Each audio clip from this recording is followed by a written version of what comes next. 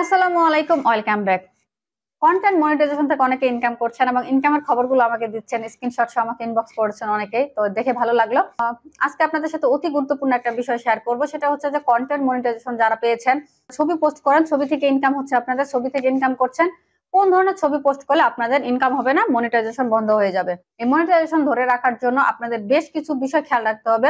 এই বিষয়গুলো যদি আপনি খেয়াল না রাখেন, আপনার কিন্তু মনিটাইজেশন চলে যেতে পারে, ইনকাম কমে যেতে পারে।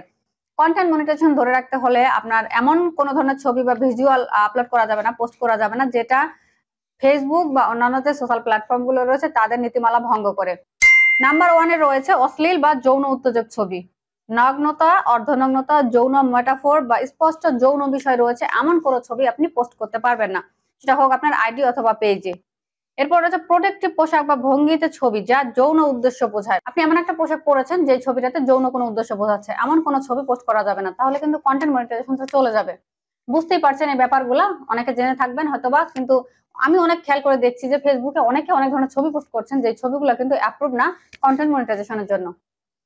নাম্বার টু হচ্ছে হিংসাত্মক বা রক্তাক্ত ছবি। যুদ্ধ, দুর্ঘটনা, আঘাত, রক্তপাতের দৃশ্য আছে এমন কোনো ছবি আপনি পোস্ট করতে পারবেন না। পোস্ট করলে আপনার আইডি রেস্ট্রিক্টেড হয়ে যেতে পারে, পেজ রেস্ট্রিক্টেড হয়ে যেতে পারে, সেই সাথে আপনার মনিটাইজেশনটা চলে যেতে পারে। শারীরিক নির্যাতনের চিত্র বা হুমকি প্রদর্শনকারী কন্টেন্ট।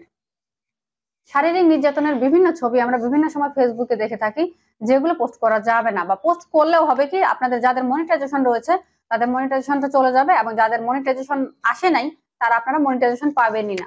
অর্থাৎ এই ব্যাপারগুলো বেশি বেশি খেয়াল রাখবেন। নাম্বার থ্রি হচ্ছে ঘৃণামূলক বা বৈষম্যমূলক ছবি। ঘৃণামূলক বা বৈষম্যমূলক ছবির বিষয়গুলো হচ্ছে যে ধর্ম, জাতি, লিঙ্গ বা যৌন পরিচিতির বিরুদ্ধে বিদ্বেষমূলক কন্টেন্ট। কোনো ধরনের বিদ্বেষমূলক কন্টেন্ট আপনারা পোস্ট করতে পারবেন না। এরপর রয়েছে বিদ্বেষ ছড়াতে পারে এমন প্রতীক, ফ্ল্যাগ বা ব্যানার।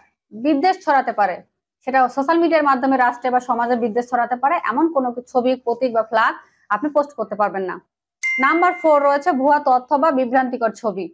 মিথ্যা চিকিৎসা পদ্ধতি, স্ক্যাম, ফেক ইনফরমেশন প্রমোট করে এমন কোনো ছবি আপনি পোস্ট করতে পারবেন না, যেটা আমরা অহরহই এখন দেখতে পাচ্ছি। এই ধরনের কাজ যারা করছেন আপনাদের কিন্তু মনিটাইজেশনটা যে কোনো সময় ফ্রুত করে চলে যাবে, অতএব খুব বেশি সাবধান, এই কাজগুলো করবেন না। যারা অরিজিনাল ক্রিয়েটর তারা কিন্তু অনেক সামনে অনেক ভালো কিছু হতে চলেছে। তারপর হচ্ছে বিভ্রান্তিকর থাম্বনেল বা ভিডিওর বিষয়বস্তুর সাথে মিলে না। বিভ্রান্তিকর থাম্বনেল মানে হচ্ছে ভিডিও করেছেন এক বিষয়ে, থাম্বনেল দিয়েছেন আরেক বিষয়ে, মানে ভিডিওর সাথে থাম্বনেলের কোনো মিলই নেই। এমন কোনো কিছু যদি হয়, এমন কোনো কিছু করেন, তাহলে আপনার এই মনিটাইজেশনটা কিন্তু থাকবে না, চলে যাবে কন্টেন্ট মনিটাইজেশন। আর মনিটাইজেশন না পেলে মনিটাইজেশন আর পাবেন না, এই হচ্ছে ব্যাপার।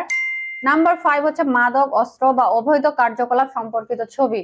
মাদক, অস্ত্র বা অবৈধ কার্যকলাপ যেমন মাদক সেবন বা বিক্রির ইঙ্গিত দেওয়া ছবি, এই ধরনের ছবি পোস্ট করা যাবে না। আগ্নেয়াস্ত্র, বোমা বা অন্যান্য বিপজ্জনক অস্ত্র প্রদর্শন, এই ধরনের কোনো কিছু পোস্ট করা যাবে না। সাবধান সাবধান। এরপরে নাম্বার সিক্স এ রয়েছে সংবেদনশীল ট্র্যাজেডি বা বিপর্যয় নিয়ে ব্যঙ্গাত্মক ছবি। তো সংবেদনশীল ট্র্যাজেডি এটা হচ্ছে, ধরেন কিছুদিন আগে আপনারা দেখেছেন না, কিছুদিন আগে না, কয়েক মাস আগের কথা, শ্রাদ্ধ বাড়ির ব্লগ ভাইরাল হয়েছিল।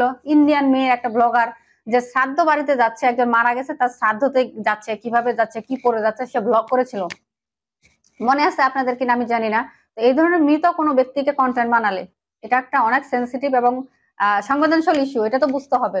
এই ধরনের কোনো ভিডিও বা ছবিও যদি আপনি পোস্ট করেন, তাহলে কিন্তু আপনার আইডিতে সমস্যা হবে, পেজে সমস্যা হবে।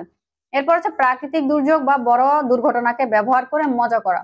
প্রাকৃতিক যে কোনো বিপর্যয় অথবা বড় কোনো দুর্ঘটনাকে আপনি যদি মজার ছলে উপস্থাপন করেন, সেটা ভিডিওতেও হতে পারে অথবা আপনার ছবিও হতে পারে। ছবির মাধ্যমে কিন্তু অনেক কিছু বোঝানো যায় এখন, এই কাজগুলো করা যাবে না। তাহলে বুঝতেই পারছেন কি হবে।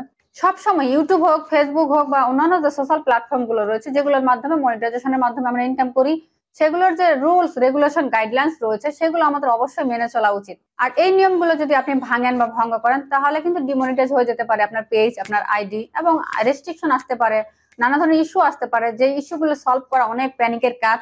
তখন অনেকে আছে কি, বেশিরভাগ ক্রিয়েটররাই আমরা আমাদের একটা প্রবলেম হলো সলভ করতে পারি না, তখন হয়তো বা কোনো ইউটিউবারের কাছে দৌড়াইতে হয়, বা কারো যে জানে বিষয়টা তার হেল্প নিতে হয়। এগুলো অনেক প্যাথেটিক ব্যাপার, এই কাজগুলো কখনো করবেন না। যারা original creator, original content create করেন এবং ভালো কন্টেন্ট ক্রিয়েট করেন, আপনাদের ভালো ইনকামও হবে, মনিটাইজেশনেরও কোনো সমস্যা হবে না, এবং আগামীতে আপনার আশা করছি কোনো সমস্যা হবে না, যদি আপনি সবকিছু জেনে বুঝে করেন। আপনি যখন ইউটিউবে, ফেসবুকে কাজ করবেন, এটার নিয়ম নীতি বা কি ভাবে কি করা উচিত, কি নিয়ম কানুন দিয়েছে ছবির ক্ষেত্রে, ভিডিওর ক্ষেত্রে বা স্টোরির ক্ষেত্রে, সবকিছুর কিন্তু নিয়ম রয়েছে। এই নিয়মগুলো জেনে আমাদের কাজ করা উচিত। তো এই ছিল আজকের ভিডিও। আশা করছি ভিডিওটি আপনাদের কাজে লাগবে। যদি লেগেই থাকে অবশ্যই আঞ্জুমান ইনফোজন ইউটিউব চ্যানেলকে সাবস্ক্রাইব করবেন এই ধরনের পুরো ভিডিও পেতে। সকলে ভালো থাকবেন, দেখা হচ্ছে পরবর্তী ভিডিওতে। আল্লাহ হাফেজ।